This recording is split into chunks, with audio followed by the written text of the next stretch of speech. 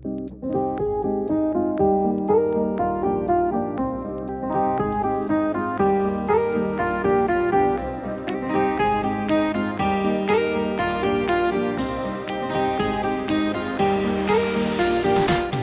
friends, welcome to Vajrad Kitchen. I am Chef Pinoj. ഇന്ന് ഞാൻ തയ്യാറാക്കാൻ പോകുന്നത് മലയാളികളുടെ സ്വന്തം ബ്രേക്ക്ഫാസ്റ്റിൻ്റെ സൈഡ് ഡിഷാണ് മുട്ട റോസ്റ്റ്. എന്തിൻ്റെയും കൂടെ അടിപൊളി ഒരു കോമ്പിനേഷനാണ്. പാലപ്പത്തിൻ്റെയും ചപ്പാത്തിയുടെയും പൊറോട്ടയുടെയും എന്തിനും പറ്റുന്നൊരു സൈഡ് ഡിഷാണ്. അതെങ്ങനെ തയ്യാറാക്കാൻ നമുക്ക് നോക്കാം. മുട്ട റോസ്റ്റിന് വേണ്ടി ഞാൻ ഒരു വെളുത്തുള്ളി ഫുള്ളായിട്ടും ഒരു ചെറിയ കഷ്ണം ഇഞ്ചിയും 2 പച്ചമുളകും എടുത്തിട്ടുണ്ട്. നന്നായിട്ടൊന്ന് അരിഞ്ഞെടുക്കാം. ഇഞ്ചിയും വെളുത്തുള്ളിയും വളരെ പൊടിയായിട്ട് അരിഞ്ഞെടുക്കാം. ഇഞ്ചിയും വെളുത്തുള്ളി അരിയുന്ന ടൈമിൽ തന്നെ നമുക്ക് മുട്ട പുഴുങ്ങാനിടാം. ഞാനൊരു 5 മുട്ട എടുത്തിട്ടുണ്ട്. മുട്ട പുഴുങ്ങാൻ വേണ്ടി ആവശ്യത്തിന് വെള്ളവും അതിലേക്ക് അല്പം ഉപ്പും ചേർത്ത് നന്നായിട്ടൊന്ന് ബോയിൽ ചെയ്തെടുക്കാം. ഒരു 9 മിനിറ്റ് ബോയിൽ ചെയ്താൽ മതി. പച്ചമുളക് നടുവേ ഒന്ന് കീറിയിടാം. 9 മിനിറ്റിന് ശേഷം തണുത്ത വെള്ളത്തിലൊഴിച്ച് മുട്ട തണുക്കാൻ വെക്കണം. 9 മിനിറ്റ് ആകുമ്പോൾ മുട്ടയ്ക്ക് ഓവർ കുക്ക് ആകത്തില്ല, നല്ലൊരു കളറും കീപ്പ് ചെയ്യാൻ പറ്റും. അതിനാണ് നമ്മൾ 9 മിനിറ്റ് എന്ന് പറയുന്നത്. മുട്ട റോസ്റ്റിന് വേണ്ടി ഞാൻ 6 മീഡിയം സവോള എടുത്തിട്ടുണ്ട്. വളരെ തിന്നായിട്ടൊന്ന് സ്ലൈസ് ചെയ്തെടുക്കാം.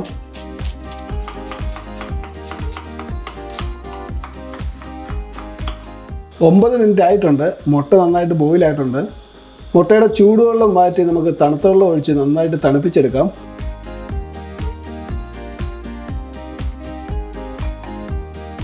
മുട്ട തണുക്കുന്ന ടൈമിൽ മുട്ടയ്ക്കുള്ള മസാല തയ്യാറാക്കാം. അതിനുവേണ്ടി ഒരു പാൻ വെച്ച് പാൻ നന്നായി ചൂടായതിനു ശേഷം അതിലേക്ക് 4 ടേബിൾ സ്പൂൺ വെളിച്ചെണ്ണ ഒഴിക്കാം. വെളിച്ചെണ്ണ നന്നായിട്ട് ചൂടായിട്ടുണ്ട്. അതിലേക്ക് നമ്മൾ അരിഞ്ഞു വെച്ചിരിക്കുന്ന ഇഞ്ചിയും വെളുത്തുള്ളിയും പച്ചമുളകും ചേർക്കാം. കടുക് ഇടാൻ മറന്നതല്ല, കടുക് നമ്മൾ അവസാനമാണ് പൊട്ടിച്ച് ചേർക്കുന്നത്. ഇഞ്ചിയും വെളുത്തുള്ളി ഇത് വാടി വരുന്ന ടൈമിൽ 2 തണ്ട് കറിവേപ്പില ചേർക്കാം.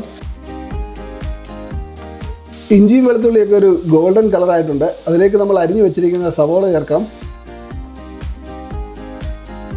അതിലേക്ക് നമുക്ക് 1/2 ടീസ്പൂൺ ഉപ്പ് ചേർക്കാം. ഉപ്പ് ചേർത്താൽ പെട്ടെന്ന് വഴന്ന് കിട്ടും. സവോള നന്നായിട്ട് വഴന്ന് നല്ല കാരമലൈസ് ആകണം.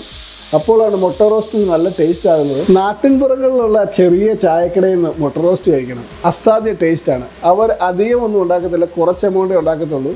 പക്ഷേ സംഭവം അപാര ടേസ്റ്റാണ്. സവോള ഒന്ന് വഴന്ന് വരുന്ന ടൈമിൽ ഒരു തക്കാളി വളരെ കനം കുറച്ച് അരിഞ്ഞെടുക്കാം. സവോള നന്നായിട്ട് വഴന്ന് വരണം. നന്നായിട്ട് ഇളക്കി കൊടുക്കണം, കരിഞ്ഞു പോകാതെ. നല്ല ഗോൾഡൻ കളർ ആകുന്നിടം വരെ നന്നായിട്ട് ഇളക്കി കൊടുക്കണം.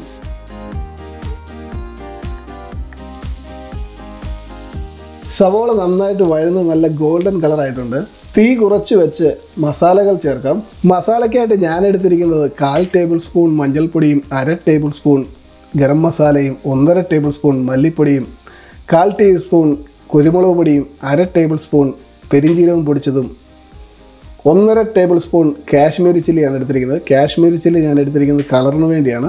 കുരുമുളക് പൊടിയും പച്ചമുളകും മുട്ട റോസ്റ്റിന് ആവശ്യത്തിനുള്ള എരിവ് തരും. ചെറുതീയിൽ മസാല നന്നായിട്ടൊന്ന് റോസ്റ്റ് ചെയ്തെടുക്കാം. മസാല കരിയാതെ നന്നായിട്ട് ഇളക്കി കൊടുക്കാം. എണ്ണ തെളിയുന്നിടം വരെ, മസാലയുടെ പച്ചക്കുത്തൽ മാറുന്നിടം വരെ നന്നായിട്ട് റോസ്റ്റ് ചെയ്തെടുക്കാം. അതിലേക്ക് നമ്മൾ അരിഞ്ഞു വെച്ചിരിക്കുന്ന തക്കാളി ചേർക്കാം.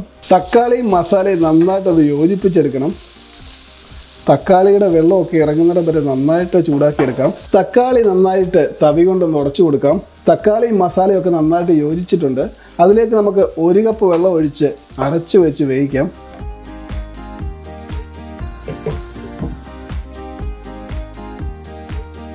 മസാല തയ്യാറാകുന്ന ടൈമിൽ നമുക്ക് മുട്ട പൊളിച്ചെടുക്കാം.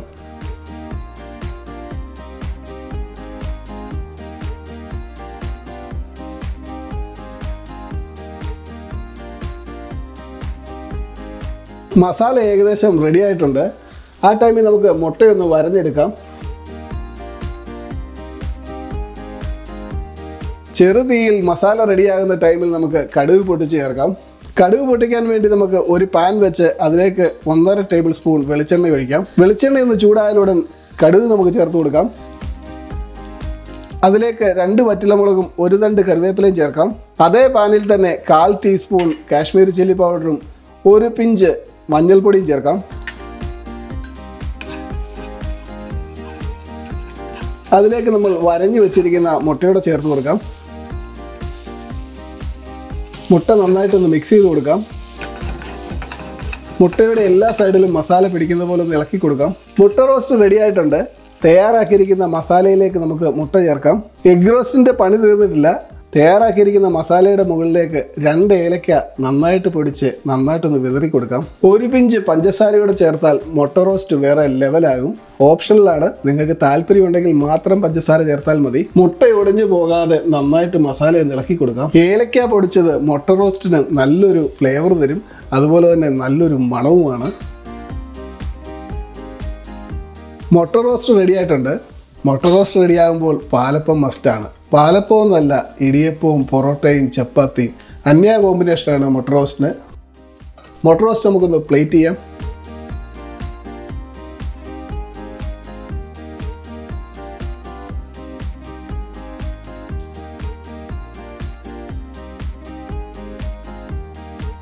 അപ്പവും മുട്ടക്കറിയെ പറ്റി പറയുമ്പോൾ നമ്മൾ മലയാളികൾക്ക് മാത്രമല്ല വിദേശികൾക്കും 7 നാക്കാണ്.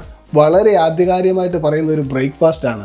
റോസ്റ്റ് ചെയ്ത് കുറുകിയ മസാലയിൽ മുട്ട നടുവേ മുറിച്ച് കിടക്കുന്ന കാണുമ്പോൾ തന്നെ സൂര്യൻ ഉദിച്ചു വരുന്ന ഒരു അനുഭവമാണ്. അപ്പവും മുട്ടക്കറിയും കടുപ്പത്തിൽ അടിച്ചൊരു ചായയും ആർക്കാണ് ഇഷ്ടമല്ലാത്തത്? നിങ്ങൾക്ക് എൻ്റെ വീഡിയോ ഇഷ്ടപ്പെട്ടാൽ please like, share and subscribe. ആദ്യമായിട്ട് കാണുവാണെങ്കിൽ ബെൽ ബട്ടണോട് ഒന്ന് പ്രസ് ചെയ്യണം. അതുപോലെ തന്നെ എൻ്റെ Facebook page Vanchinad kitchen, Instagram, ഇതൊക്കെ ഒന്ന് ഫോളോ ചെയ്യണം. അടുത്ത ദിവസം കിട്ടില്ലെന്നൊരു വീഡിയോ ആയിട്ട് വീണ്ടും വരും. Bye today. Thank you very much.